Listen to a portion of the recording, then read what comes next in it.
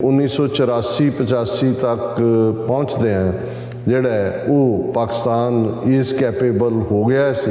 Even ਕੁਛ ਤਾਂ ਇਸ ਤੋਂ ਪਹਿਲਾਂ ਵੀ ਕਹਿੰਦੇ ਨੇ ਕਿ ਉਹ ਨਿਊਕਲੀਅਰ ਟੈਸਟ ਕਰ ਸਕਦਾ ਸੀ। ਵਾਜਪਾਈ ਸਰਕਾਰ ਨੇ 1998 'ਚ 11 ਤੋਂ 13 ਮਈ ਨੂੰ ਇਹ ਧਮਾਕੇ ਪੋਖਰਾਨ ਦੇ ਵਿੱਚ ਕੀਤੇ ਔਰ ਇਹ ਉਹਨਾਂ ਦੇ ਲਈ ਕੋਈ ਲੋੜੀਂਦੇ ਨਹੀਂ ਸੀ ਕਿਉਂਕਿ ਆਲਰੇਡੀ ਇੰਡੀਆ ਦਾ ਐਟੋਮਿਕ ਪਾਵਰ ਬਣ ਹੀ ਚੁੱਕਾ ਸੀ। ਲੇਕਿਨ ਕਿਤੇ ਨਾ ਕਿਤੇ ਉਹਨਾਂ ਨੂੰ ਇਹ ਲੱਗਦਾ ਸੀ ਕਿ ਜਿਹੜਾ ਪਾਕਿਸਤਾਨ ਦਾ ਨਿਊਕਲੀਅਰ ਪ੍ਰੋਗਰਾਮ ਹੈ ਇਹ ਬਲਫ ਹੈ। ਅਡਵਾਨੀ ਜਿਹੜਾ ਹੋਮ ਮਿਨਿਸਟਰ ਹੈ ਇਹ ਬੰਬ ਧਮਾਕੇ ਕਰਨ ਤੋਂ 3-4 ਦਿਨ ਬਾਅਦ ਉਹ ਕਸ਼ਮੀਰ ਦੀ ਗੱਲ ਕਰਦਾ ਔਰ ਪਾਕਿਸਤਾਨ ਨੂੰ ਧਮਕੀ ਭਰੇ ਅੰਦਾਜ਼ ਕਹਿੰਦਾ, ਜਿਹਦਾ ਮਤਲਬ ਪੰਜਾਬੀ 'ਚ ਕਹਿਣਾ ਹੋਵੇ ਕਿ ਕਸ਼ਮੀਰ ਫੜਾ ਦਿਓ ਨਹੀਂ ਤਾਂ ਤੁਹਾਡਾ ਅਸੀਂ ਬੁਰਾ ਹਾਲ ਕਰਾਂਗੇ। ਅਮਰੀਕਾ ਇਸ ਗੱਲ ਨੂੰ ਤੋਂ ਜਿਹੜਾ ਉਹ ਕਾਫੀ ਉਹ ਸਮਝਦਾ ਸੀ ਕਿ ਵੀ ਇਹ ਠੀਕ ਨਹੀਂ ਹੋਏਗਾ ਜੇ ਪਾਕਿਸਤਾਨ ਧਮਾਕੇ ਕਰੇਗਾ। ਡਾਇਰੈਕਟਲੀ ਕਲਿੰਟਨ ਨੇ ਇੱਕ ਬਹੁਤ ਜਿਹਨੂੰ ਕਹੋ ਕਿ ਲੁਭਾਣਾ ਫਾਈਨੈਂਸ਼ੀਅਲ ਪੈਕੇਜ ਵੀ ਪਾਕਿਸਤਾਨ ਨੂੰ ਦੇਣ ਦਾ ਕਿਹਾ ਕਿ ਭਾਈ ਇੰਨੇ ਬਿਲੀਅਨ ਡਾਲਰ ਅਸੀਂ ਦਿਆਂਗੇ ਔਰ ਇਹ ਉਹ ਤੇ ਤੁਸੀਂ ਜਿਹੜਾ ਉਹ ਨਾ ਕਰੋ। ਜੇ ਉਸ ਵੇਲੇ ਅਮਰੀਕੀ ਦਬਾਅ ਦੇ ਥੱਲੇ ਜਾਂ ਦੂਸਰੇ ਉਸ ਮਾਹੌਲ ਦੇ ਥੱਲੇ ਪਾਕਿਸਤਾਨ ਧਮਾਕੇ ਨਾ ਕਰਦਾ ਤੇ ਫਿਰ ਉਹਦਾ ਉਹੀ ਹਸ਼ਰ ਹੋਣਾ ਸੀ ਜੋ ਅੱਜ ਯੂਕਰੇਨ ਦਾ ਹੋ ਰਿਹਾ। 11 ਤੇ 13 ਮਈ 1998 ਨੂੰ ਭਾਰਤ ਜਿਹੜਾ ਉਹ ਆਪਣੇ 5 ਧਮਾਕੇ ਕਰਦਾ ਤੇ ਪਾਕਿਸਤਾਨ ਜਿਹੜਾ 28 ਮਈ ਨੂੰ 5 ਧਮਾਕੇ ਇੱਕੋ ਵੇਲੇ ਕਰਦਾ ਬਲੂਚਿਸਤਾਨ ਦੇ ਸ਼ਗਾਈ ਡੈਜ਼ਰਟ ਦੇ ਵਿੱਚ। ਭਾਰਤ ਦੇ ਜਵਾਬ ਦੇ ਵਿੱਚ 5 ਧਮਾਕਿਆਂ ਦੇ ਜਵਾਬ 'ਚ ਪਾਕਿਸਤਾਨ ਨੇ 6 ਧਮਾਕੇ ਕਰਕੇ ਦੁਨੀਆ ਦੇ ਵਿੱਚ ਇੱਕ ਤਹਿਲਕਾ ਵੀ ਮਚਾਇਆ। ਇਸ ਸਾਰੇ ਨੇ ਉੱਥੇ ਮਿਲਟਰੀ ਸਟ੍ਰੈਟਜੀ ਜਾਂ ਮਿਲਟਰੀ ਅਨਇਕੁਆਇਰਡ ਟ੍ਰੈਡੀਸ਼ਨਲ ਰਵਾਇਤੀ ਹਥਿਆਰਾਂ ਨਾਲ ਤਾਂ ਪਾਕਿਸਤਾਨ ਕੋਈ ਮੈਚ ਨਹੀਂ ਸੀ ਇੰਡੀਆ ਦਾ ਕਿਉਂਕਿ ਵੱਡਾ ਵੈਸੇ ਵੀ ਮੁਲਕ 5-6 ਗੁਣਾ ਫੌਜ ਵੀ ਏਅਰ ਫੋਰਸ ਵੀ ਇਹ ਪਰ ਨਿਊਕਲੀਅਰ ਇੱਕ ਇਕੁਅਲਾਈਜ਼ਰ ਬਣ ਗਿਆ।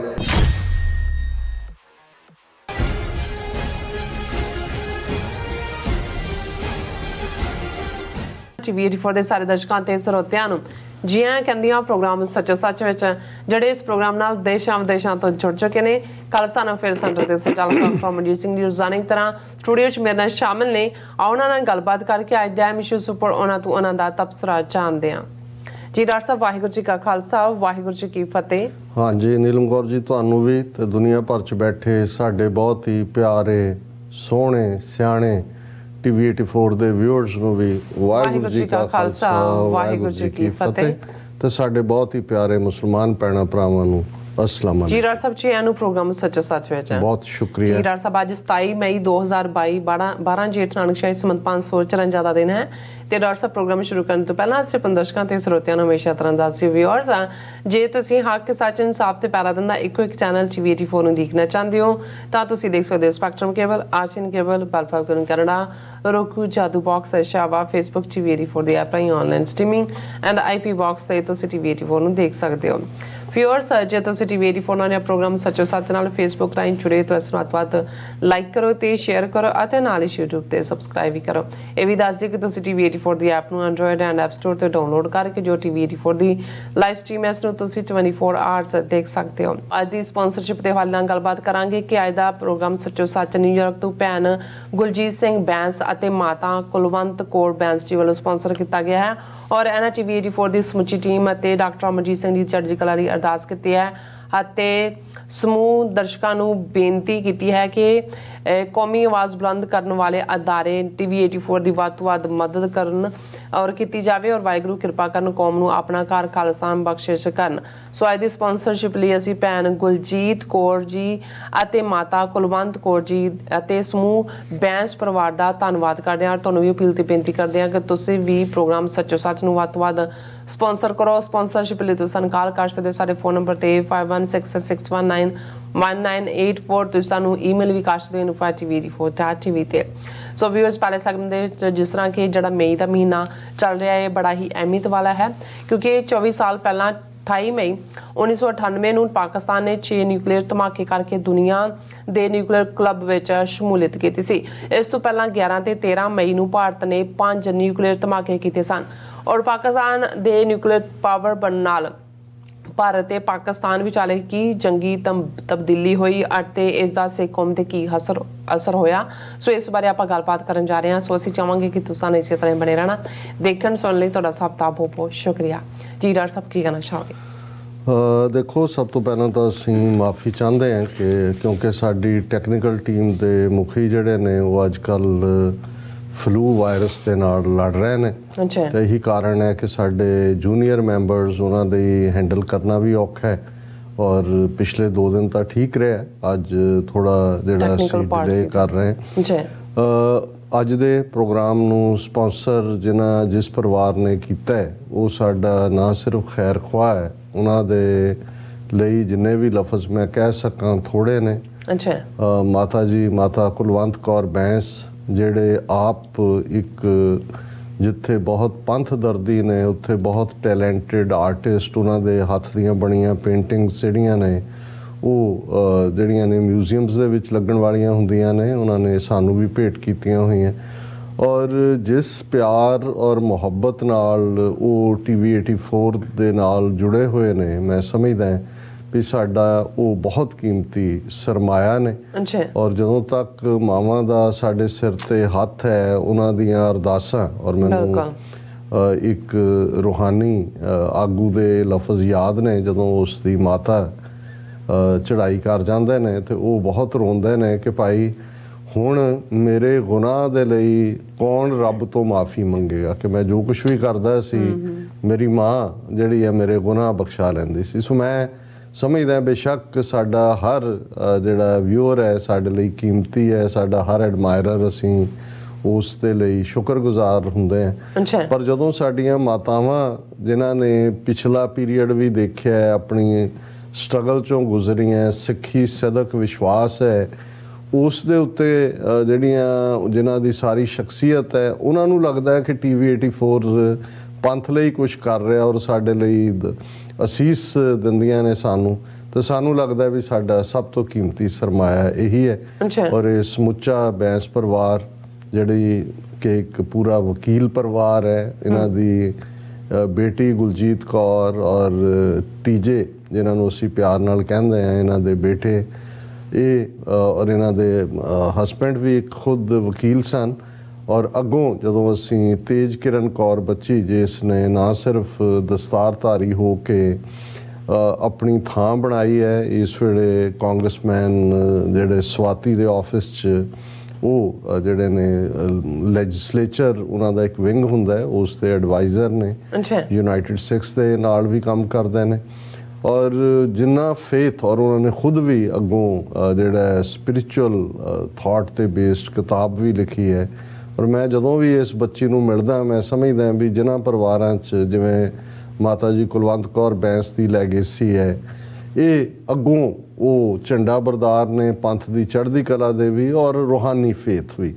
ਔਰ ਇਸੇ ਤਰ੍ਹਾਂ ਭੈਣ ਜੀ ਗੁਲਜੀਤ ਕੌਰ ਜਿਹੜੇ ਬਹੁਤ ਪਿਆਰ ਕਰਨ ਵਾਲੇ ਨੇ, ਹਰ ਇੱਕ ਦੇ ਨਾਲ ਹਮਦਰਦੀ ਕਰਦੇ ਨੇ ਔਰ ਉਹਨਾਂ ਨੇ ਅਸੀਂ ਹਮੇਸ਼ਾ ਹੀ ਬੈਂਸ ਪਰਿਵਾਰ ਦੇ ਸ਼ੁਕਰਗੁਜ਼ਾਰ ਹਾਂ ਕਿ ਹਰ ਪੱਖ ਤੋਂ ਸਾਡੇ ਈਵਨ ਪਰਿਵਾਰਕ ਜ਼ਿੰਦਗੀ 'ਚ ਵੀ ਇਹਨਾਂ ਦੀ ਬਹੁਤ ਵੱਡੀ ਕੰਟਰੀਬਿਊਸ਼ਨ ਹੈ। ਔਰ ਕੋਵਿਡ ਦੇ ਚੱਲਦਿਆਂ ਜਿਹੜਾ ਕਿਉਂਕਿ 2 ਸਾਲ ਤੋਂ ਆਲਮੋਸਟ ਕੋਈ ਬਹੁਤੀ ਐਕਟੀਵਿਟੀ ਨਹੀਂ ਸੀ, ਪਰ ਇਹਨਾਂ ਨੇ ਇੰਨਾ ਜੈਨਰਸਲੀ ਸਾਨੂੰ ਡੋਨੇਟ ਕੀਤਾ ਕਿ ਅਸੀਂ ਜਿਹੜਾ ਉਸ ਨਾਲ ਬਾਗੋ ਬਾਗ ਹੋਏ ਹਾਂ। ਜ਼ਾਹਰ ਹੈ ਅਸੀਂ ਸਟਰਗਲਿੰਗ ਫੇਜ਼ ਦੇ ਵਿੱਚ ਹੈਗੇ ਹਾਂ ਇਸ ਵੇਲੇ, ਹਰ ਪੈਨੀ ਕਾਊਂਟ ਕਰਦੀ ਹੈ ਔਰ ਅਸੀਂ ਬੈਂਸ ਪਰਿਵਾਰ ਦਾ ਸ਼ੁਕਰੀਆ ਅਦਾ ਕਰਦੇ ਹਾਂ, ਗੁਰੂ ਚਰਨਾਂ 'ਚ ਅਰਦਾਸ ਕਰਦੇ ਹਾਂ ਕਿ ਮਹਾਰਾਜ ਮਾਤਾ ਜੀ ਕੁਲਵੰਤ ਕੌਰ ਜੀ ਨੂੰ ਚੜ੍ਹਦੀ ਕਲਾ ਦੇਣ, ਦੇ ਅਰੋਗਤਾ ਦੇਣ ਔਰ ਇਵੇਂ ਹੀ ਸਿੱਖੀ ਵੈਲਿਊਜ਼ ਪਰਿਵਾਰ ਦੇ ਵਿੱਚ ਬਣੀਆਂ ਰਹਿਣ।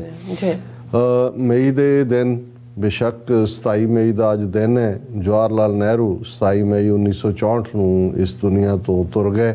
ਉਹ ਅਸੀਂ ਗੱਲਬਾਤ ਕਰਾਂਗੇ ਉਹਨਾਂ ਦੇ ਤੋਂ ਪਹਿਲਾਂ, ਉਹਨਾਂ ਦੀ ਆਪਣੀ ਲੈਗੇਸੀ, ਉਹਨਾਂ ਤੋਂ ਪਹਿਲਾਂ ਦਾ ਭਾਰਤ ਜਾਂ ਸਿੱਖ ਕੌਮ ਨਾਲ ਸੰਬੰਧਾਂ ਦਾ ਜਾਂ ਰਿਸ਼ਤਿਆਂ ਦਾ ਕੀ ਜਿਹੜਾ ਉਹ ਪਹਿਲਾ ਵਜੂਦ ਸੀ ਔਰ ਉਸ ਤੋਂ ਬਾਅਦ ਭਾਰਤ 1964 ਤੋਂ ਬਾਅਦ ਅੱਜ ਕਿੱਥੇ ਖੜਾ ਹੈ। ਪਰ ਸਾਊਥ ਏਸ਼ੀਆ ਦੇ ਖਿੱਤੇ 'ਚ ਹੀ ਨਹੀਂ, ਦੁਨੀਆ ਭਰ ਦੇ ਵਿੱਚ ਜਿਸ ਗੱਲ ਦਾ ਪ੍ਰਭਾਵ ਉਦੋਂ ਵੀ ਕਬੂਲਿਆ ਗਿਆ ਔਰ ਆਉਣ ਵਾਲੇ ਪੀਰੀਅਡ 'ਚ ਵੀ ਕਬੂਲਿਆ ਜਾਂਦਾ ਰਹੇਗਾ ਯੂਕਰੇਨ ਦੇ ਉੱਤੇ ਰੂਸ ਦੇ ਹਮਲੇ ਤੋਂ ਬਾਅਦ ਨਿਊਕਲੀਅਰ ਹਥਿਆਰਾਂ ਦੀ ਚਰਚਾ ਹੋਰ ਵੀ ਹੋਣੀ ਸ਼ੁਰੂ ਹੋਈ ਹੈ। ਇਸ ਦਾ ਵੀ ਅਸੀਂ ਜ਼ਿਕਰ ਕਰਾਂਗੇ, ਪਰ ਅਸੀਂ ਇਹ ਦੱਸਦੇ ਹੀ ਹੈ ਕਿ ਮਈ ਦਾ ਮਹੀਨਾ ਇਸ ਲਈ ਅਹਿਮੀਅਤ ਵਾਲਾ ਹੈ ਕਿ ਬੇਸ਼ੱਕ ਭਾਰਤ ਨੇ 1974 ਦੇ ਵਿੱਚ ਪੰਜਾਬ ਦੇ ਪਛਵਾੜੇ 'ਚ ਰਾਜਸਥਾਨ ਦੇ ਪੋਖਰਾਨ ਮੁਕਾਮ ਦੇ ਉੱਤੇ ਐਟੋਮਿਕ ਧਮਾਕਾ ਕੀਤਾ ਸੀ। ਇੰਦਰਾ ਗਾਂਧੀ ਪ੍ਰਾਈਮ ਮਿਨਿਸਟਰ ਸੀ ਔਰ ਭਾਰਤ ਐਟੋਮਿਕ ਪਾਵਰ ਬਣਿਆ ਸੀ, ਪਰ ਉਹ ਇੱਕ ਕਰੂਡ ਕਿਸਮ ਦਾ ਬੰਬ ਸੀ ਜਿਸ ਨੂੰ ਉਹਨਾਂ ਨੇ ਟੈਸਟ ਕੀਤਾ। ਲੇਕਿਨ ਜਦੋਂ ਅਸੀਂ ਅਜੋਕੇ ਪੀਰੀਅਡ ਦੇ ਵਿੱਚ ਦੇਖਦੇ ਹਾਂ ਤਾਂ ਫਿਰ 11 ਮਈ ਤੇ 13 ਮਈ ਇਹ ਉਹ ਦਿਨ ਨੇ ਕਿ 11 ਮਈ 1998 ਨੂੰ ਜਦੋਂ ਅਟਲ ਬਿਹਾਰੀ ਵਾਜਪਾਈ ਭਾਰਤ ਦਾ ਪ੍ਰਧਾਨ ਮੰਤਰੀ ਸੀ, LK ਅਡਵਾਨੀ ਗ੍ਰਹਿ ਮੰਤਰੀ ਸੀ, ਤੇ ਫਿਰ ਉੱਪਰੋਂ ਥੱਲੇ 4 ਧਮਾਕੇ ਭਾਰਤ ਨੇ 11 ਮਈ ਨੂੰ ਉਸੇ ਹੀ ਪੋਖਰਾਨ ਦੇ ਮੁਕਾਮ ਦੇ ਉੱਤੇ ਕਰਕੇ ਆਪਣੇ ਆਪ ਨੂੰ ਇੱਕ ਵਾਰ ਫਿਰ ਨਿਊਕਲੀਅਰ ਪਾਵਰ ਦੇ ਤੌਰ ਤੇ ਡਿਕਲੇਅਰ ਕੀਤਾ। ਔਰ ਫਿਰ 2 ਦਿਨ ਬਾਅਦ 13 ਮਈ ਨੂੰ ਉਹਨਾਂ ਨੇ ਇੱਕ ਹੋਰ ਧਮਾਕਾ ਕੀਤਾ। ਸੋ ਇਹਨੇ ਰੋ 5 ਧਮਾਕਿਆਂ ਦੇ ਨਾਲ ਭਾਰਤ ਜਿਹੜਾ ਹੈ ਉਹ ਇੰਟਰਨੈਸ਼ਨਲ ਲੈਵਲ ਦੇ ਉੱਤੇ ਨਿਊਕਲੀਅਰ ਕਲੱਬ ਦੇ ਵਿੱਚ ਆਇਆ। ਹਾਲਾਂਕਿ ਜਿਵੇਂ ਮੈਂ ਕਿਹਾ ਕਿ 1974 ਦੇ ਵਿੱਚ ਹੀ ਕਰੂਡ ਜਿਹੜਾ ਐਟੋਮਿਕ ਬੰਬ ਦਾ ਟੈਸਟ ਹੋਇਆ ਸੀ। ਹੁਣ ਇਹ ਪਾਕਿਸਤਾਨ ਦੇ ਲਈ ਬਹੁਤ ਵੱਡਾ ਚੈਲੰਜ ਬਣ ਗਿਆ ਔਰ ਅਸੀਂ ਇਹ ਦੱਸਦੇ ਹੀ ਹੈ ਕਿ ਬੇਸ਼ੱਕ ਜਦੋਂ ਪਹਿਲਾ ਐਟੋਮਿਕ ਧਮਾਕਾ ਭਾਰਤ ਨੇ ਕੀਤਾ ਉਸਨੇ ਵੀ ਉਸ ਪਲਾਂਟ ਨੂੰ ਯੂਜ਼ ਕੀਤਾ ਸੀ ਜਿਹੜਾ ਕੈਨੇਡਾ ਨੇ ਲਾਇਆ ਸੀ, ਹਾਰਡ ਵਾਟਰ ਜਿਹਨੂੰ ਅਸੀਂ ਕਿਹਾ ਜਾਂਦਾ ਹੈ ਕਿਸੇ ਹੋਰ ਪਰਪਸ ਲਈ, ਪਰ ਉਸ ਨੂੰ ਦੂਸਰੇ ਪਾਸੇ ਕਰਕੇ ਐਨਰਿਚਡ ਯੂਰੇਨੀਅਮ ਦੇ ਰਾਹੀਂ ਇਹ ਧਮਾਕਾ ਕੀਤਾ ਗਿਆ ਸੀ। ਔਰ ਪਾਕਿਸਤਾਨ ਉਸ ਤੋਂ ਪਹਿਲਾਂ ਕਿਉਂਕਿ 1971 ਦੀ ਭਾਰਤ ਦੀ ਜਿਹੜੀ ਸਾਜ਼ਿਸ਼ ਸੀ ਪਾਕਿਸਤਾਨ ਦੇ ਖਿਲਾਫ ਮਸ਼ਰਕੀ ਪਾਕਿਸਤਾਨ ਨੂੰ ਤੋੜ ਕੇ ਬੰਗਲਾਦੇਸ਼ ਬਣਾਉਣ ਦੀ, ਔਰ ਪਾਕਿਸਤਾਨ ਦਾ ਜਨਰਲ ਯਹੀਆ ਖਾਂ ਔਰ ਉਹ ਸਾਰੀ ਮਿਸ ਹੈਂਡਲਿੰਗ ਦਾ ਨਤੀਜਾ ਸੀ ਕਿ 90,000 ਦੇ ਕਰੀਬ ਪਾਕਿਸਤਾਨੀ ਮਿਲਟਰੀ ਔਰ ਸਿਵਿਲੀਅਨ ਲੋਕ ਉਹ ਭਾਰਤ ਦੀ ਫੌਜ ਦੇ ਕਬਜ਼ੇ ਵਿੱਚ ਆਏ। ਔਰ ਜ਼ੁਲਫਿਕਾਰ ਅਲੀ ਭੁੱਟੋ ਜਿਹੜਾ ਫਿਰ ਵੈਸਟ ਪਾਕਿਸਤਾਨ ਨੂੰ ਹੈਡ ਕਰ ਰਿਹਾ ਸੀ ਐਜ਼ ਏ ਪ੍ਰਾਈਮ ਮਿਨਿਸਟਰ, ਉਸ ਨੇ ਸ਼ਿਮਲਾ ਐਗਰੀਮੈਂਟ ਇੰਦਰਾ ਗਾਂਧੀ ਦੇ ਨਾਲ ਕੀਤਾ। ਜ਼ਾਹਰ ਹੈ ਕਿ ਇੱਕ ਹਿਊਮਿਲੇਸ਼ਨ ਸੀ ਕਿ ਤੁਹਾਡੀ ਇੰਨੀ ਵੱਡੀ ਫੌਜੀ ਗਿਣਤੀ ਦੇ ਵਿੱਚ ਜਿਹੜੀ ਹੈ ਉਹ ਪ੍ਰਿਜ਼ਨਰ ਆਫ ਵਾਰ ਬਣ ਜਾਂਦੇ ਨੇ, ਅੱਧਾ ਮੁਲਕ ਜਿਹੜਾ ਪਾਕਿਸਤਾਨ ਟੁੱਟ ਜਾਂਦਾ ਹੈ। ਔਰ ਉਹ ਸਾਰੇ ਦੇ ਬਾਵਜੂਦ ਸ਼ਿਮਲਾ ਐਗਰੀਮੈਂਟ ਤੋਂ ਬਾਅਦ ਇੰਦਰਾ ਗਾਂਧੀ ਤਾਂ 7ਵੇਂ ਅਸਮਾਨ ਤੇ ਸੀ। ਉਦੋਂ ਹੀ ਅਟਲ ਬਿਹਾਰੀ ਵਾਜਪਾਈ ਜਿਹੜਾ ਭਾਰਤੀ ਜਨਸੰਘ ਦਾ ਲੀਡਰ ਸੀ ਉਹਨੇ ਇੰਦਰਾ ਗਾਂਧੀ ਨੂੰ ਦੁਰਗਾ ਦਾ ਅਵਤਾਰ ਕਿਹਾ ਸੀ। ਹੁਣ ਜ਼ਾਹਰ ਹੈ ਕਿ ਜਦੋਂ ਦੁਰਗਾ ਦੀ ਕੋਨੋਟੇਸ਼ਨ ਵਰਤੀ ਜਾਂਦੀ ਹੈ ਤੇ ਦੁਰਗਾ ਇਹ ਸਿਰਫ ਸ਼ਕਤੀ ਦੀ ਦੇਵੀ ਦੇ ਤੌਰ ਤੇ ਹੀ ਨਹੀਂ ਹੈ। ਦੁਰਗਾ ਦੀ ਕੋਨੋਟੇਸ਼ਨ ਜਿਹੜੀ ਹੈ ਉਹ ਰਾਖਸ਼ਾਂ ਦਾ ਨਾਸ਼ ਕਰਨਾ ਹੈ। ਔਰ ਰਾਖਸ਼ ਜਦੋਂ ਉਹਨੂੰ ਦੁਰਗਾ ਦੀ ਰੀਇਨਕਾਰਨੇਸ਼ਨ ਕਹਿੰਦੇ ਨੇ, ਫਿਰ ਉਹੀ ਜਿਹੜੀ ਹਿੰਦੂ ਮਾਈਂਡਸੈਟ ਦੇ ਵਿੱਚ ਮੁਸਲਮਾਨਾਂ ਦੇ ਲਈ ਮਲੇਚ ਲਫ਼ਜ਼ ਔਰ ਉਸ ਤੋਂ ਪਹਿਲਾਂ ਜਦੋਂ ਇਹਨਾਂ ਆਰੀਅਨਸ ਨੇ ਦਰਾਵੜਾਂ ਦੇ ਖਿਲਾਫ ਜਿਹੜੇ ਮੂਲ ਨਿਵਾਸੀ ਸੀ ਉਸ ਧਰਤੀ ਦੇ ਵਾਇਲੈਂਟ ਤਰੀਕੇ ਅਪਣਾਏ ਸੀ ਤੇ ਉਸ ਸਾਰੇ ਨੂੰ ਵੀ ਉਹਨਾਂ ਨੇ ਸੁਰ ਅਸੁਰ ਜੰਗ ਦਾ ਰੂਪ ਦਿੱਤਾ ਸੀ, ਦੇਵਤੇ ਤੇ ਰਾਖਸ਼। ਔਰ ਇਸੇ ਤਰ੍ਹਾਂ ਜਦੋਂ ਵਾਜਪਾਈ ਦੁਰਗਾ ਦਾ ਅਵਤਾਰ ਕਹਿੰਦਾ ਤੇ ਇਹ ਮੁਸਲਮਾਨਾਂ ਦੇ ਖਿਲਾਫ ਇਹੀ ਸੀ ਕਿ ਇਹਨੇ ਉਵੇਂ ਹੀ ਜਿਹੜਾ ਉਹਨਾਂ ਦਾ ਖੂਨ ਬਹਾਇਆ ਜਿਵੇਂ ਕਿ ਦੁਰਗਾ ਨੇ ਰਾਖਸ਼ਾਂ ਦਾ ਬਹਾਇਆ ਸੀ। ਔਰ ਭੁੱਟੋ ਜਿਹੜਾ ਕਿ ਇੱਕ ਉਹ ਸਾਰੇ ਤੋਂ ਬਾਅਦ ਬੇਸ਼ੱਕ ਸ਼ਿਮਲਾ ਐਗਰੀਮੈਂਟ ਦੇ ਥੱਲੇ ਆਪਣੇ ਸੋਲਜਰ ਤਾਂ ਵਾਪਸ ਲੈ ਲਏ, ਕੁਛ ਬਾਰਡਰ ਥੋੜਾ ਬਹੁਤ ਜਿਹੜਾ ਉਹ ਐਕਸੀਡ ਕੀਤਾ ਕੁਛ ਏਰੀਆ, ਲੇਕਿਨ ਉਸ ਤੋਂ ਫੌਰਨ ਬਾਅਦ ਜਦੋਂ ਇੰਦਰਾ ਗਾਂਧੀ ਨੇ 1974 'ਚ ਐਟੋਮਿਕ ਧਮਾਕਾ ਕੀਤਾ ਤੇ ਜ਼ਾਹਰ ਹੈ ਪਾਕਿਸਤਾਨ ਨੂੰ ਇਹ ਗੱਲ ਨਜ਼ਰ ਆ ਗਈ ਕਿ ਜੇ ਅਸੀਂ, ਕਿਉਂਕਿ ਉਸ ਤੋਂ ਪਹਿਲਾਂ ਇਮੀਡੀਏਟ 47 ਤੋਂ ਬਾਅਦ ਵਾਟਰ ਇਸ਼ੂ ਇੱਕ ਵੱਡਾ ਇਸ਼ੂ ਸੀ, ਕਸ਼ਮੀਰ ਇਸ਼ੂ ਤੋਂ ਇਲਾਵਾ ਕਸ਼ਮੀਰ ਇਸ਼ੂ 1948 'ਚ ਖੜਾ ਹੋਇਆ, ਲੇਕਿਨ ਵਾਟਰ ਇਸ਼ੂ ਜਦੋਂ ਇੰਡੀਆ ਨੇ ਫਿਰੋਜ਼ਪੁਰ ਔਰ ਮਾਧੋਪੁਰ ਦੇ ਹੈਡਵਰਕਸ ਸਤਲੁਜ ਔਰ ਰਾਵੀ ਦੇ ਇਹ ਬੰਦ ਕਰ ਦਿੱਤੇ ਸੀ ਔਰ ਉਦੋਂ ਆਲਮੋਸਟ ਵਾਰ ਵੱਲ ਗੱਲ ਵੱਧ ਰਹੀ ਸੀ, ਵਰਲਡ ਬੈਂਕ ਨੇ ਇੰਟਰਵੀਨ ਕੀਤਾ ਔਰ 1960 ਦੇ ਵਿੱਚ ਫਿਰ ਇੰਡਸ ਵਾਟਰ ਟਰੀਟੀ ਹੋਈ। ਉਦੋਂ ਪਾਕਿਸਤਾਨ ਦੀ ਰਾਜਧਾਨੀ ਕਰਾਚੀ ਸੀ, ਨਹਿਰੂ ਫਲਾਈ ਕਰਕੇ ਕਰਾਚੀ ਗਿਆ ਔਰ ਉਸ ਟਰੀਟੀ ਤੇ ਸਾਈਨ ਕੀਤੇ। ਲੇਕਿਨ ਫਿਰ 65 ਦੀ ਵਾਰ ਇਹ ਇੱਕ ਵੱਖਰੀ ਡਿਬੇਟ ਹੈ ਕਿ ਕਿਹਨੇ ਸ਼ੁਰੂਆਤ ਕੀਤੀ ਪਾਕਿਸਤਾਨ ਦਾ ਆਪਰੇਸ਼ਨ ਜਿਬਰਲਟਾਰ ਇਸ ਲਈ ਜ਼ਿੰਮੇਵਾਰ ਸੀ ਜਾਂ ਕੋਈ ਹੋਰ ਸੀ। ਲੇਕਿਨ ਇਸ ਕੋਈ ਸ਼ੱਕ ਨਹੀਂ ਹੈ ਕਿ 65 ਦੀ ਜੰਗ ਇੱਕ ਇਕੁਅਲਾਈਜ਼ਰ ਜਿਹਾ ਹੀ ਸੀ। 에ਅਰ ਫੋਰਸ ਦੇ ਵਿੱਚ ਪਾਕਿਸਤਾਨ ਦੀ बढ़त ਸੀ, ਗਰਾਊਂਡ ਦੇ ਉੱਤੇ ਭਾਰਤ ਦੀ ਥੋੜ੍ਹੀ ਬਹੁਤ ਐਡਵਾਂਸਮੈਂਟ ਸੀ। ਲੇਕਿਨ ਜਿਹੜਾ ਫਾਈਨਲੀ ਤਾਸ਼ਕੰਦ ਸਮਝੌਤੇ ਦੇ ਤਹਿਤ ਜੋ ਟੈਰੀਟਰੀ ਦੋਨੋਂ ਪਾਸਿਓਂ ਲਈ ਗਈ ਸੀ ਉਹ ਵਾਪਸ ਕੀਤੀ ਗਈ। ਔਰ 65 ਤੋਂ ਬਾਅਦ 71 ਦੇ ਵਿੱਚ ਬੰਗਲਾਦੇਸ਼ ਦਾ ਭਾਰਤੀ ਫੌਜ ਵੱਲੋਂ ਇੰਟਰਵੀਨ ਕਰਕੇ ਹੋਂਦ 'ਚ ਲਿਆਉਣਾ ਪਾਕਿਸਤਾਨ ਦੇ ਲਈ ਇੱਕ ਵੱਡਾ ਸੈਟਬੈਕ ਸੀ। ਔਰ 1974 ਦਾ ਜਿਹੜਾ ਇਹ ਐਟੋਮਿਕ ਧਮਾਕਾ ਸੀ ਉਸ ਨੇ ਫਰਦਰ ਭਾਰਤ ਦੀ ਸੁਪੀਰੀਅਰਿਟੀ ਵਿਜ਼ਾ-ਵੀ ਪਾਕਿਸਤਾਨ ਐਸਟੈਬਲਿਸ਼ ਕਰ ਦਿੱਤੀ। ਹੁਣ ਇਹ ਉਹ ਪੀਰੀਅਡ ਸੀ ਕਿ ਜ਼ੁਲਫਿਕਾਰ ਅਲੀ ਭੁੱਟੋ ਬੇਸ਼ੱਕ ਉਹ ਇੱਕ ਲੂਜ਼ਿੰਗ ਗਰਾਊਂਡ ਤੋਂ ਅੱਧਾ ਦੇਸ਼ ਜਦੋਂ ਜਾ ਚੁੱਕਾ ਸੀ ਉਸ ਨੇ ਟੇਕ ਓਵਰ ਕੀਤਾ। ਅੱਛਾ। ਲੇਕਿਨ ਇੱਕ ਗੱਲ, ਇੱਕ ਬ੍ਰਿਲੀਅੰਟ ਇੰਟੈਲੈਕਚੁਅਲ ਹੋਣ ਦੇ ਨਾਤੇ, ਦੁਨੀਆ ਦੀ ਸਾਰੀ ਸਥਿਤੀ ਨੂੰ ਸਮਝਣ ਦੇ ਨਾਤੇ ਉਸਨੇ ਦੇਖ ਲਿਆ ਕਿ ਜੇ ਪਾਕਿਸਤਾਨ ਨਿਊਕਲੀਅਰ ਪਾਵਰ ਨਹੀਂ ਬਣੇਗਾ ਤੇ ਇਸ ਖਿੱਤੇ ਦੇ ਵਿੱਚ ਪਾਕਿਸਤਾਨ ਦੀ ਹੋਂਦ ਇਵੇਂ ਹੀ ਹੋਏਗੀ ਜਿਵੇਂ ਕਿ ਭੂਟਾਨ ਤੇ ਨੇਪਾਲ ਦੀ ਹੈ, ਕਿ ਉਹ ਜਸਟ ਇੱਕ ਉਹਨਾਂ ਦੀ ਇੱਕ ਸਪੋਰਟਿਵ ਸਟੇਟ ਦੇ ਤੌਰ ਤੇ ਇੰਡੀਆ ਦੀ ਐਗਜ਼ਿਸਟ ਕਰ ਸਕਦਾ ਹੈ, ਉਹਦੀ ਆਪਣੀ ਹੋਂਦ ਜਾਂ ਉਹਦਾ ਆਪਣਾ ਪ੍ਰਾਈਡ ਨਹੀਂ ਹੋਏਗਾ। ਔਰ ਇਹੀ ਉਹ ਪੀਰੀਅਡ ਸੀ ਜਿਹਦੇ 'ਚ ਕਿ ਪਾਕਿਸਤਾਨ ਨੇ ਜਾਂ ਭੁੱਟੋ ਨੇ ਇਹ ਤਈਆ ਕੀਤਾ ਕਿ ਉਹਨਾਂ ਨੇ ਨਿਊਕਲੀਅਰ ਪਾਵਰ ਬਣਨਾ। ਇੱਕ ਬੜੀ ਫੇਮਸ ਕੋਟ ਉਸ ਪੀਰੀਅਡ ਦੀ ਭੁੱਟੋ ਦੀ ਕਹੀ ਜਾਂਦੀ ਹੈ ਕਿ ਅਸੀਂ ਘਾਹ ਖਾ ਲਵਾਂਗੇ ਪਰ ਬੰਬ ਜ਼ਰੂਰ ਬਣਾਵਾਂਗੇ। ਔਰ ਇਹ ਇੱਕ ਫਿਰ ਵੱਖਰੀ ਕਹਾਣੀ ਹੈ ਕਿ ਕਿਉਂਕਿ ਜਦੋਂ ਅਸੀਂ ਬੌਂਬ ਟੈਕਨੀਕ ਦੀ ਗੱਲ ਕਰਦੇ ਹਾਂ ਉਹਦੇ ਲਈ ਜਾਂ ਪਲੂਟੋਨੀਅਮ ਹੈ ਜਾਂ ਯੂਰੇਨੀਅਮ ਹੈ, ਯੂਰੇਨੀਅਮ ਦੀ ਐਨਰਿਚਮੈਂਟ, ਉਸ ਦਾ ਡਿਜ਼ਾਈਨ, ਉਸ ਦਾ ਔਰ ਇੱਕ ਵੱਡਾ ਖਰਚੇ ਦਾ ਥਾਂ। ਸੋ ਭੁੱਟੋ ਦੀ ਸਕਸੈਸ ਇਹ ਸੀ ਕਿ ਉਹਨੇ ਸਾਰੀਆਂ ਹੀ ਜਿਹੜੀਆਂ ਇਸਲਾਮਿਕ ਕੰਟਰੀਜ਼, ਭਾਵੇਂ ਉਹ ਇੱਕ ਦੂਜੇ ਦੇ ਨਾਲ ਟਕਰਾਅ 'ਚ ਵੀ ਸੀ, ਭਾਵੇਂ ਉਹ ਸਾਊਦੀ ਅਰੇਬੀਆ ਹੈ ਜਾਂ ਲੀਬੀਆ ਹੈ ਜਾਂ ਈਰਾਨ, ਉਹਨੇ ਹਰ ਇੱਕ ਮੁਲਕ ਦਾ ਦੌਰਾ ਕੀਤਾ। ਉਹਨਾਂ ਨੂੰ ਦੱਸਿਆ ਕਿ ਭਾਈ ਦੇਖੋ ਹੁਣ ਅਸੀਂ ਆਲਰੇਡੀ ਜਦੋਂ ਸਾਇੰਸ ਦੀ ਐਡਵਾਂਸਮੈਂਟ ਹੋਈ ਤੇ ਇਸਲਾਮਿਕ ਸਿਵਲਾਈਜੇਸ਼ਨ ਜਾਂ ਇਸਲਾਮਿਕ ਮੁਲਕ ਪਛੜੇ, ਯੂਰਪ ਦੀ बढ़त ਹੈ ਔਰ ਹੁਣ ਨਿਊਕਲੀਅਰ ਪਾਵਰ ਦੇ ਥੱਲੇ ਕਿ ਭਾਈ ਅਸੀਂ 1.5 ਬਿਲੀਅਨ ਜਾਂ ਦੁਨੀਆ ਦੇ ਇੰਨੇ ਮੁਲਕ ਹੈ ਇਸਲਾਮਿਕ। ਲੇਕਿਨ ਇਸ ਵੇਲੇ ਉਹ ਟ੍ਰੈਡੀਸ਼ਨਲ ਵੈਪਨਸ ਵਾਲੀ ਲੜਾਈ ਨਹੀਂ ਰਹੀ, ਹੁਣ ਤਾਂ ਨਿਊਕਲੀਅਰ ਹੈ ਔਰ ਇਸ 'ਚ ਤੁਸੀਂ ਸਾਡੀ ਮਦਦ ਕਰੋ ਤਾਂ ਕਿ ਅਸੀਂ ਨਿਊਕਲੀਅਰ ਸ਼ਕਤੀ ਬਣ ਸਕੀਏ ਔਰ ਇਹ ਤੁਹਾਡੇ ਸਭ ਦੀ ਹਿਫਾਜ਼ਤ ਵੀ ਜਾਂ ਤੁਹਾਡੇ ਸਭ ਦੇ ਵੀ ਇਹ ਭਲੇ 'ਚ ਹੀ ਹੋਏਗਾ ਇਸਲਾਮਿਕ ਮੁਲਕਾਂ ਦੇ। ਸੋ ਜਿਹੜੇ ਨੇ ਟੈਚੀ ਭਰ ਕੇ ਨੋਟਾਂ ਦੇ ਵੀ ਆਏ ਔਰ ਫਿਰ ਭੁੱਟੋ ਨੇ ਆਪਣੇ ਜਿਹੜੇ ਸਾਇੰਟਿਸਟ ਸੀ ਔਰ ਇਹਦੇ 'ਚ ਡਾਕਟਰ ਅਬਦੁਲ ਕਾਦਰ, ਉਹਨਾਂ ਦਾ ਖਾਸ ਤੌਰ 'ਤੇ ਜ਼ਿਕਰ ਹੈ ਕਿ ਉਹਨਾਂ ਨੇ ਕਿਵੇਂ ਯੂਰਪ 'ਚ ਜਿੱਥੇ ਉਹ ਕੰਮ ਕਰਦੇ ਸੀ ਉਹ ਕਿਹੜੇ ਮੁਲਕਾਂ 'ਚੋਂ ਕਿਵੇਂ ਉਹਨਾਂ ਨੇ ਕਿਹੜੀ ਟੈਕਨੀਕ ਲਿਆਂਦੀ। ਪਰ ਕਟਿੰਗ ਦਾ ਸਟੋਰੀ ਸ਼ਾਰਟ, ਜਿਹੜਾ ਪਾਕਿਸਤਾਨ ਦਾ ਨਿਊਕਲੀਅਰ ਦੇ ਉੱਤੇ ਕੰਮ ਹੈ ਇਸ ਪੀਰੀਅਡ ਦੇ ਵਿੱਚ ਹੀ ਸ਼ੁਰੂ ਹੁੰਦਾ ਹੈ।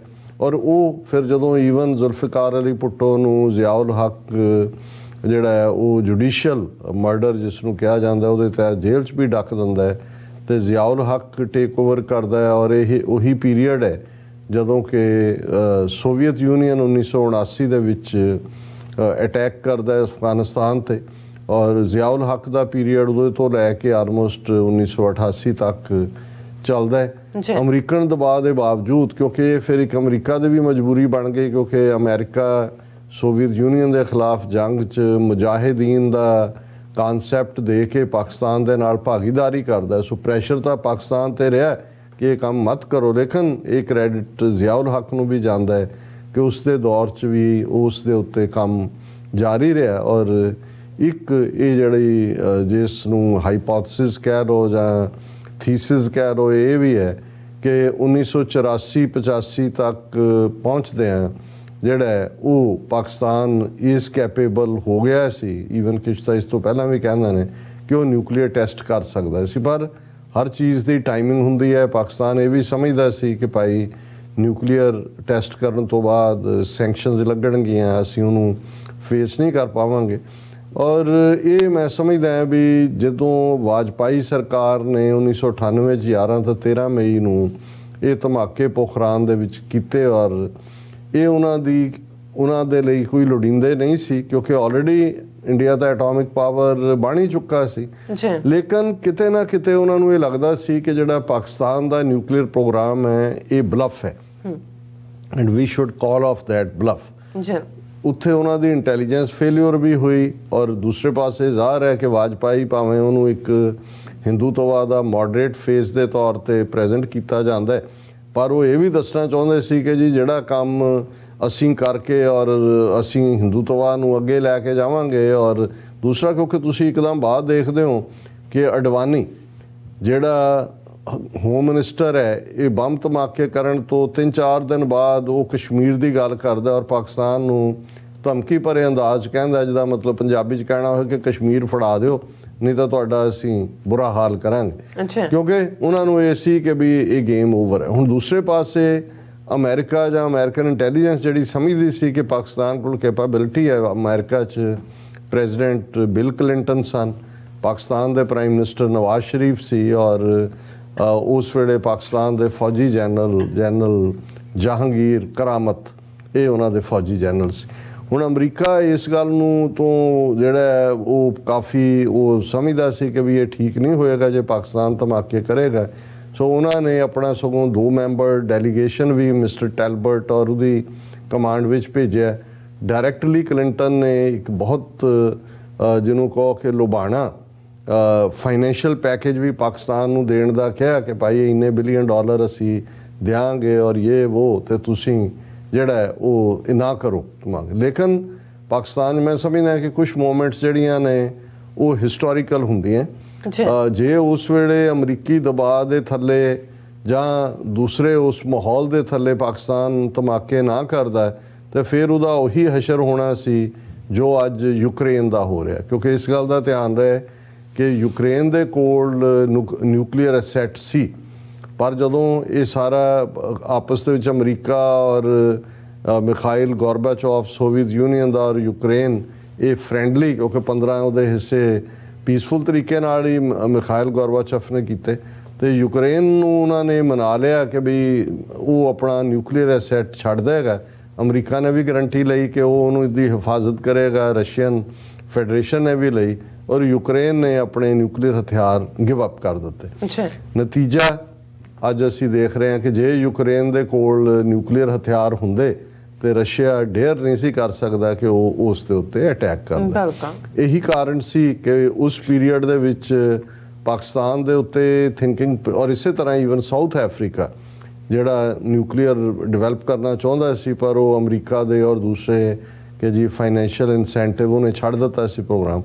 ਔਰ ਜੇ ਪਾਕਿਸਤਾਨ ਨਿਊਕਲੀਅਰ ਕੇਪੇਬਲ ਆਪਣਾ ਹੋਣ ਦਾ ਇਹਨਾਂ ਧਮਾਕਿਆਂ ਰਾਹੀਂ, ਜਿਹੜਾ ਆਲਮੋਸਟ 2 ਹਫ਼ਤੇ ਬਾਅਦ ਪਾਕਿਸਤਾਨ ਨੇ, ਅੱਜ ਜਦੋਂ ਅਸੀਂ ਗੱਲ ਕਰ ਰਹੇ ਹਾਂ 27 ਮਈ ਦਾ ਦਿਨ ਹੈ ਸਾਡੇ, ਲੇਕਿਨ ਉੱਥੇ ਆਲਮੋਸਟ 28 ਮਈ ਹੋ ਚੁੱਕੀ ਹੈ। ਔਰ 28 ਮਈ 1998 ਨੂੰ 11 ਤੇ 13 ਮਈ 1998 ਨੂੰ ਭਾਰਤ ਜਿਹੜਾ ਉਹ ਆਪਣੇ 5 ਧਮਾਕੇ ਕਰਦਾ, ਤੇ ਪਾਕਿਸਤਾਨ ਜਿਹੜਾ 28 ਮਈ ਨੂੰ 5 ਧਮਾਕੇ ਇੱਕੋ ਵੇਲੇ ਕਰਦਾ ਬਲੋਚਿਸਤਾਨ ਦੇ ਸ਼ਗਾਈ ਡੈਜ਼ਰਟ ਦੇ ਵਿੱਚ, ਔਰ ਸ਼ਗਾਈ 1 ਉਹਦਾ ਕੋਡ ਨੇਮ ਹੈ। ਔਰ 2 ਦਿਨ ਬਾਅਦ 30 ਨੂੰ ਉਹ ਇੱਕ ਧਮਾਕਾ ਫਿਰ ਉੱਥੇ ਹੋਰ ਕਰਦਾ, ਸ਼ਗਾਈ 2 ਜਿਹਦਾ ਕੋਡ ਨੇਮ ਹੈ। ਸੋ ਭਾਰਤ ਦੇ ਜਵਾਬ ਦੇ ਵਿੱਚ 5 ਧਮਾਕਿਆਂ ਦੇ ਜਵਾਬ 'ਚ ਪਾਕਿਸਤਾਨ ਨੇ 6 ਧਮਾਕੇ ਕਰਕੇ ਦੁਨੀਆ ਦੇ ਵਿੱਚ ਇੱਕ ਤਹਿਲਕਾ ਵੀ ਮਚਾਇਆ। ਭਾਰਤ ਦੇ ਵਿੱਚ ਜੇ ਤੁਸੀਂ ਉਸ ਪੀਰੀਅਡ 'ਚ ਦੇਖੋ ਵੀ ਉਹਨਾਂ ਦਾ ਹਾਲ ਕੀ ਸੀ ਕਿ ਅਡਵਾਨੀ ਤੋਂ ਲੈ ਕੇ ਥੱਲੇ ਤੱਕ ਸਭ ਦੇ ਬੁੱਲਾਂ ਦੇ ਉੱਤੇ ਫਿਰ ਸਿਕਰੀ ਜੰਮੀ ਹੋਈ ਸੀ। ਔਰ ਇਹ 1998 ਦੇ ਇਹਨਾਂ ਨਿਊਕਲੀਅਰ ਧਮਾਕਿਆਂ ਦੇ ਨਾਲ ਜਿਹੜੀ ਸਾਨੂੰ ਵੀ ਜਿਹੜੀ ਐਜ਼ ਏ ਐਨਾਲਿਸਟ ਜਾਂ ਐਜ਼ ਏ ਐਕਟਿਵਿਸਟ ਪਜ਼ੀਰਾਈ ਮਿਲੀ, ਕਿਉਂਕਿ ਸਾਡਾ ਵੀਕਲੀ ਕਾਲਮ ਖਾਲਿਸਤਾਨ ਕਾਲਿੰਗ ਅੰਗਰੇਜ਼ੀ ਔਰ ਪੰਜਾਬੀ 'ਚ ਛਪਦਾ ਸੀ। ਔਰ ਉਸ ਪੀਰੀਅਡ ਦੇ ਵਿੱਚ ਜਿਹੜੇ ਨੇ ਮਿਸਟਰ ਰਿਆਜ਼ ਖੋਖਰ, ਜੇ ਮੈਂ ਗਲਤ ਨਾ ਹੋਵਾਂ, ਪਾਕਿਸਤਾਨ ਦੇ ਐਂਬੈਸਡਰ ਸਨ ਵਾਸ਼ਿੰਗਟਨ DC ਦੇ ਵਿੱਚ। ਔਰ ਇਹ 11 ਮਈ ਨੂੰ ਇੰਡੀਆ ਨੇ ਧਮਾਕੇ ਕੀਤੇ। ਉਸ ਤੋਂ 3 ਦਿਨ ਪਹਿਲਾਂ ਅਸੀਂ ਆਪਣਾ ਵੀਕਲੀ ਕਾਲਮ ਖਾਲਿਸਤਾਨ ਕਾਲਿੰਗ ਦੇ ਵਿੱਚ ਲਿਖਿਆ ਕਿ ਸਾਡੇ ਜ਼ਰਾਏ ਉੱਥੇ ਦੱਸਦੇ ਨੇ ਕਿ ਭਾਰਤ ਬਹੁਤ ਜਲਦੀ ਧਮਾਕੇ ਕਰਨ ਜਾ ਰਿਹਾ। ਅਸੀਂ ਇਹ ਕਿਹਾ ਕਿ we have 20 million pairs of eyes and ears on the ground. ਔਰ ਅਸੀਂ ਦੱਸ ਰਹੇ ਹਾਂ, ਅਸੀਂ ਦੇਖ ਰਹੇ ਹਾਂ ਕਿ ਰਾਜਸਥਾਨ ਦੇ ਉਸ ਏਰੀਆ ਦੇ ਵਿੱਚ ਐਕਟੀਵਿਟੀ ਹੋ ਰਹੀ ਹੈ ਔਰ ਕੁਛ ਨਾ ਕੁਛ ਹੋਣ ਜਾ ਰਿਹਾ। ਇਹ ਬੇਸ਼ੱਕ ਇਹ ਸਾਡਾ ਤਾਂ ਖਬਰਾਂ ਦੀ ਮੋਨੀਟਰਿੰਗ ਤੇ ਜਾਂ ਥੋੜੀ ਬਹੁਤ ਗਰਾਊਂਡ ਰਿਪੋਰਟਿੰਗ ਤੋਂ ਵੀ ਸੀ, ਲੇਕਿਨ ਜਦੋਂ ਇਹ ਧਮਾਕੇ ਹੋ ਗਏ ਇਹ ਇੱਕਦਮ ਬੜੀ ਵੱਡੀ ਖਬਰ ਬਣੀ। ਔਰ ਮਿਸਟਰ ਰਿਆਜ਼ ਖੋਖਰ ਜਿਹੜੇ ਪਾਕਿਸਤਾਨ ਦੇ ਐਂਬੈਸਡਰ ਸੀ, ਉਹ ਉਹਨਾਂ ਨੂੰ assistant secretary of state south Asia ਦਾ ਮਿਸਟਰ ਇੰਦਰਫੁੱਤ ਉਹਨੂੰ ਮਿਲਣ ਗਏ ਔਰ ਉਹਨਾਂ ਦੇ ਕੋਲ ਉਹ ਖਾਲਿਸਤਾਨ ਕਾਲਿੰਗ ਦਾ ਕਾਪੀ ਵੀ ਸੀ। ਔਰ ਉਹਨਾਂ ਨੇ ਉਹਨੂੰ ਕਿਹਾ ਮਿਸਟਰ ਇੰਦਰਫੁੱਤ ਨੂੰ ਕਿ ਬਈ ਆ ਤੁਹਾਡਾ ਇਹਦੇ ਤੇ ਦੱਸੋ ਤੁਸੀਂ। ਉਦੋਂ ਅਜੇ ਪਾਕਿਸਤਾਨ ਨੇ ਧਮਾਕੇ ਨਹੀਂ ਸੀ ਕੀਤੇ। ਔਰ ਇੰਦਰਫੁੱਤ ਨੇ ਕਿਹਾ ਕਿ ਵੀ ਅਸੀਂ ਤਾਂ ਜਿਹੜਾ ਪਤਾ ਹੀ ਨਹੀਂ ਲੱਗਾ, ਇੰਡੀਆ ਨੇ ਸਾਨੂੰ ਚੀਟ ਕੀਤਾ, ਇਹ ਉਹਨੇ ਇੰਡੀਆ ਦੇ ਉਹਨੇ ਕਿਹਾ ਕਿ ਵੀ ਜੇ ਤੁਹਾਡੀ ਇੰਨੇ ਬਿਲੀਅਨ ਡਾਲਰ ਦੀ ਇਨਵੈਸਟੀਗੇਟਿਵ ਏਜੰਸੀ CIA, ਉਦੋਂ 30 ਕਿ 32 ਬਿਲੀਅਨ ਡਾਲਰ ਸੀ ਉਹਨਾਂ ਦਾ ਬਜਟ, ਕਿ ਵੀ ਜੇ ਉਹ ਨਹੀਂ ਕਰ ਸਕੀ, ਉਹਨਾਂ ਨੂੰ ਨਹੀਂ ਸੀ ਪਤਾ ਕਿ ਆਹ ਦੇਖੋ ਇੱਕ ਸਿੱਖ ਜਿਹੜਾ ਪੀਰੀਓਡਿਕਲ ਦੇ ਵਿੱਚ ਆ ਛਪਿਆ ਹੋਇਆ, ਤੁਹਾਨੂੰ ਕਿਵੇਂ ਨਹੀਂ ਪਤਾ ਲੱਗਾ। ਔਰ ਜਿਵੇਂ ਇਹ ਸਟੋਰੀ, ਕਿਉਂਕਿ ਸਾਨੂੰ ਵੀ ਨਾ ਪਤਾ ਲੱਗਦਾ ਵੀ ਰਿਆਜ਼ ਖੋਖਰ ਔਰ ਇੰਦਰਫੁੱਤ ਵਿੱਚ ਕਾਰ ਕੀ ਹੋਇਆ, ਕਿਉਂਕਿ ਇਹ ਸਟੋਰੀ ਅਗਲੇ ਦਿਨ ਜਿਹੜੀ ਹੈ ਉਹ ਨਿਊਯਾਰਕ ਟਾਈਮਸ ਨੇ ਕੀਤੀ ਔਰ ਉਹਨਾਂ ਨੇ ਚੜ੍ਹਦੀ ਕਲਾ ਖਾਲਿਸਤਾਨ ਕਾਲਿੰਗ ਕਾਲਮ ਚੜ੍ਹਦੀ ਕਲਾ ਛਪਦਾ ਸੀ ਸਾਰੀ, ਉਹਦਾ ਕ੍ਰੈਡਿਟ ਦਿੱਤਾ। ਔਰ ਉਹਨਾਂ ਨੇ ਕਿਹਾ ਕਿ ਵੈਨ ਦਾ ਰਿਆਜ਼ ਖੋਖਰ ਹੀ ਪੁੱਟ ਦੈਟ, ਔਰ ਉਹਨੇ ਇੰਦਰਫੁੱਤ ਜਿਹੜਾ ਹੈ ਉਹ ਹੀ ਵਾਜ਼ ਵੰਡਰ ਸਟਰਕ, ਜਾਂ ਉਹਦਾ ਮੂੰਹ ਖੁੱਲ੍ਹੇ ਦਾ ਖੁੱਲ੍ਹਾ ਰਹਿ ਗਿਆ। ਤਾਂ ਉਸ ਤੋਂ ਬਾਅਦ ਸਾਡੀ ਉੱਥੇ Washington DC national press club 'ਚ ਸਾਡਾ ਦਫ਼ਤਰ ਸੀ ਉਦੋਂ, ਹੁਣ ਵੀ ਹੈ। ਔਰ ਉਹਦੇ 'ਚ ਸਾਡਾ ਫਿਰ ਸਾਰਾ ਦਿਨ ਕਾਲਾਂ ਦਾ ਸਿਲਸਿਲਾ ਹੀ ਰਹਿੰਦਾ ਸੀ, ਬਹੁਤ ਸਾਰੇ ਇੰਟਰਵਿਊਜ਼, ਟਾਕ ਸ਼ੋਜ਼, ਦੂਜੇ ਤੀਜੇ ਇਸ 'ਤੇ ਬੇਸਡ ਹੋਏ। ਸੋ ਸਾਡਾ ਇਹਦੇ 'ਚ ਕੰਸਰਨ ਕਿਵੇਂ ਸਿੱਖ ਫੈਕਟਰ ਨੂੰ ਇਹ ਕਿਵੇਂ ਪ੍ਰਭਾਵਿਤ ਕਰਦਾ ਹੈ ਔਰ ਕਿਵੇਂ ਇਹਨਾਂ ਦੋਨਾਂ ਪਾਵਰਸ ਦਾ ਨਿਊਕਲੀਅਰ ਬਣਨਾ, ਉਸ ਨੇ ਇਮੀਡੀਏਟ ਉਹਦਾ ਕੀ ਰਿਐਕਸ਼ਨ ਕੀਤਾ। ਜ਼ਾਹਰ ਹੈ ਕਿ ਪਹਿਲੀਆਂ ਸੈਂਕਸ਼ਨਸ ਅਮਰੀਕਾ ਦੇ ਵਿੱਚ ਸੈਨੇਟਰ ਪ੍ਰੈਸਲਰ ਹੁੰਦੇ ਸੀ, ਉਹਨਾਂ ਨੇ ਪ੍ਰੈਸਲਰ ਅਮੈਂਡਮੈਂਟ ਕੀਤੀ, ਭਾਰਤ ਔਰ ਪਾਕਿਸਤਾਨ ਦੋਨਾਂ ਤੇ ਸੈਂਕਸ਼ਨਸ ਲੱਗ ਗਈਆਂ। ਜਾਪਾਨ ਦੂਸਰਾ ਏਡ ਦੇਣ ਵਾਲਾ ਮੁਲਕ ਸੀ, ਉਹਨੇ ਵੀ ਲਾ ਦਿੱਤੀਆਂ। ਔਰ ਜਾਪਾਨ ਦਾ ਤਾਂ ਫਾਰਨ ਮਿਨਿਸਟਰ ਜਿਹੜਾ ਉਹ ਦੌੜਿਆ ਗਿਆ ਪਾਕਿਸਤਾਨ ਵੀ, ਕਿ ਵੀ ਇਹ ਤੁਸੀਂ ਕੀ ਹੈ, ਇਹਨੂੰ ਕੈਪ ਕਰੋ ਅੱਗੋਂ ਲਈ ਔਰ ਇਹਨੂੰ ਕਰੋ।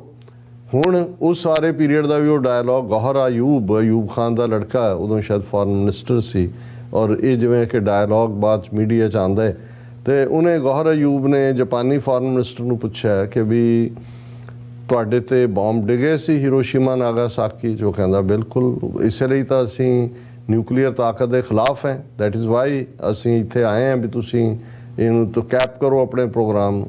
ਹੁਣ ਉਹਨੇ ਕਿਹਾ ਜੀ ਅਨਦਰ ਕੁਐਸਚਨ ਕਿ ਜੇ ਤੁਹਾਡੇ ਕੋਲ ਐਟਮ ਬੰਬ ਹੁੰਦੇ ਤੇ ਕੀ ਅਮਰੀਕਾ ਤੁਹਾਡੇ ਤੇ ਬੰਬ ਸੁੱਟਦਾ? ਐਂਡ ਦੇਰ ਵਾਜ਼ ਏ ਸਟੱਡੀਡ ਸਾਇਲੈਂਸ, ਚੁੱਪ ਹੋ ਗਿਆ। ਸੋ ਜ਼ਾਹਰ ਹੈ ਕਿ ਵੀ ਇਹ ਪਾਰਟ ਹੁਣ ਜਦੋਂ ਯੂਕਰੇਨ ਦੇ ਉੱਤੇ ਰੂਸ ਹਮਲਾ ਕਰਦਾ, ਜਿਹੜੀਆਂ ਚੇਂਜਸ ਹੁੰਦੀਆਂ ਨੇ, ਜਾਪਾਨ ਉਹਨਾਂ ਦੀ ਕੈਬਨਿਟ ਇਹ ਫੈਸਲਾ ਲੈਂਦੀ ਹੈ ਕਿ ਦੇ ਮੇ ਗੋ ਟੂਵਰਡਸ ਦਾ ਨਿਊਕਲੀਅਰ, ਕਿਉਂਕਿ ਉਹਨਾਂ ਨੂੰ ਨਜ਼ਰ ਆਇਆ, ਕਿਉਂਕਿ ਉਹਨਾਂ ਦਾ ਪਾਲਾ ਚੀਨ ਦੇ ਨਾਲ ਹੈ, ਚੀਨ ਜਾਪਾਨ ਦਾ ਹਿਸਟੋਰੀਕਲ ਕਲੈਸ਼ ਹੈ ਕਿ ਵੀ ਅਸੀਂ ਵੀ ਉਸ ਦੇ ਵਿੱਚ ਹੀ ਜਾ ਕੇ ਫਸ ਸਕਦੇ ਹਾਂ। ਹੁਣ ਇਸ ਸਾਰੇ 1998 'ਚ ਇਹ ਹੁੰਦਾ ਹੈ ਔਰ ਅੱਜ ਅਸੀਂ 24 ਸਾਲ ਬਾਅਦ ਇਹ ਗੱਲ ਕਰ ਰਹੇ ਕਿ ਇਸ ਸਾਰੇ ਨੇ ਉੱਥੇ ਮਿਲਟਰੀ ਸਟ੍ਰੈਟਜੀ ਜਾਂ ਮਿਲਟਰੀ ਅਨਇਕੁਅਲ ਟ੍ਰੈਡੀਸ਼ਨਲ ਰਵਾਇਤੀ ਹਥਿਆਰਾਂ ਨਾਲ ਤਾਂ ਪਾਕਿਸਤਾਨ ਕੋਈ ਮੈਚ ਨਹੀਂ ਸੀ ਇੰਡੀਆ ਦਾ, ਕਿਉਂਕਿ ਵੱਡਾ ਵੈਸੇ ਵੀ ਮੁਲਕ 5-6 ਗੁਣਾ, ਫੌਜ ਵੀ, 에ਅਰ ਫੋਰਸ ਵੀ, ਇਹ ਪਰ ਨਿਊਕਲੀਅਰ ਇੱਕ ਇਕੁਅਲਾਈਜ਼ਰ ਬਣ ਗਿਆ।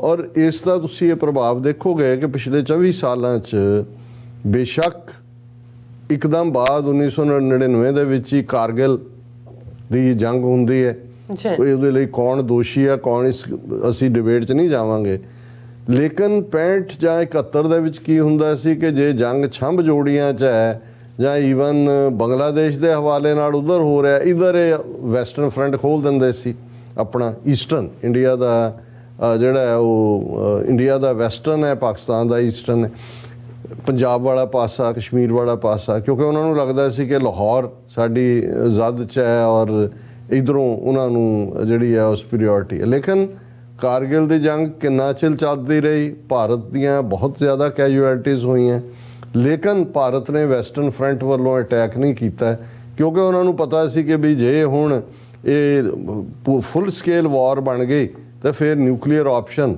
ਜਿਹੜੀ ਪਾਕਿਸਤਾਨ ਨੇ ਇਹ ਕਦੇ ਕਮਿਟ ਨਹੀਂ ਕੀਤਾ ਕਿ ਵੀ ਅਸੀਂ ਨੋ ਫਸਟ ਯੂਜ਼ ਕਰਾਂਗੇ, ਉਹਨਾਂ ਨੇ ਇਹ ਕਿਹਾ ਵੀ ਨੌਨ ਨਿਊਕਲੀਅਰ ਨਾਲ ਜੇ ਸਾਡਾ ਝਗੜਾ ਹੁੰਦਾ ਹੈ ਤੇ we don't use first, but Bharat ਦੇ ਹਵਾਲੇ ਨਾਲ ਉਹ ਚੁੱਪ ਹੈ।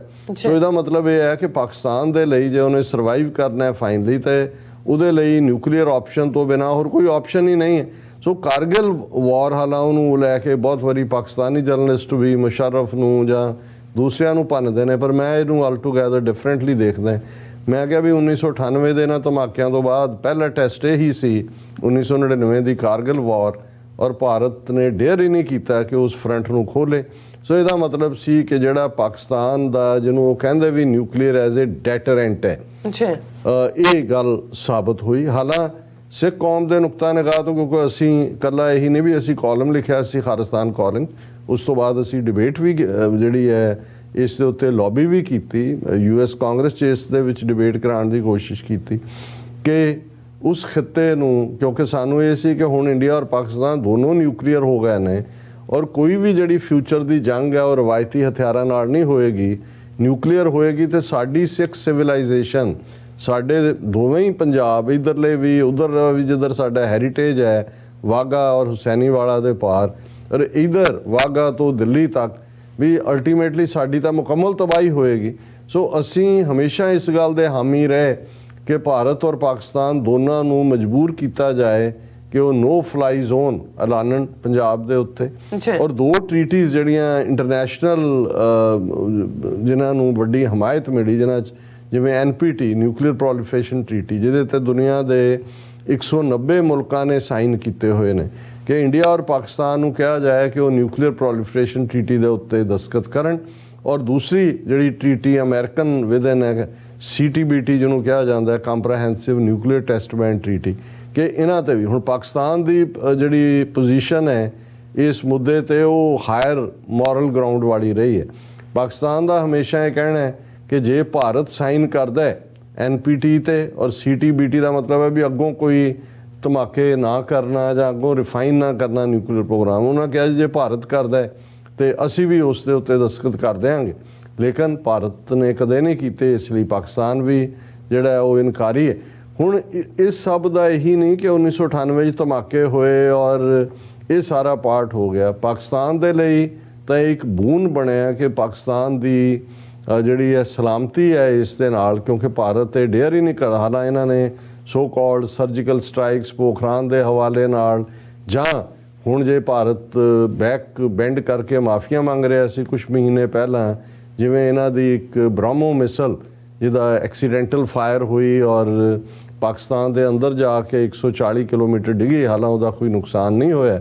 ਹੁਣ ਜੇ ਪਾਕਿਸਤਾਨ ਜਿਹੜਾ ਅਲਰਟ ਸੀ ਉਹਨਾਂ ਨੇ ਡਿਟੈਕਟ ਵੀ ਕੀਤੀ, ਜੇ ਪਾਕਿਸਤਾਨ ਜਵਾਬੀ ਫਾਇਰ ਕਰਦਾ ਤੇ ਨਿਊਕਲੀਅਰ ਜੰਗ ਦੀ ਸ਼ੁਰੂਆਤ ਹੋ ਜਾਂਦੀ, ਕਿਉਂਕਿ ਗੱਲ ਇਕੱਲੀ ਹੁਣ ਉਹ ਜ਼ਮਾਨਾ ਨਹੀਂ ਹੈ ਕਿ ਵੀ ਤੁਸੀਂ ਕੋਈ ਐਟਮ ਬੰਬ ਵਾਂਗ ਬੰਬ ਲੱਦੇ ਨੇ ਜਹਾਜ਼ਾਂ ਤੇ, ਜਿਵੇਂ ਅਮਰੀਕਨ ਪਾਇਲਟ ਲੈ ਕੇ ਗਏ ਉਹਨਾਂ ਨੇ ਹੀਰੋਸ਼ੀਮਾ ਡ੍ਰੌਪ ਕੀਤਾ, ਹੀਰੋਸ਼ੀਮਾ ਜਾਂ ਨਾਗਾਸਾਕੀ।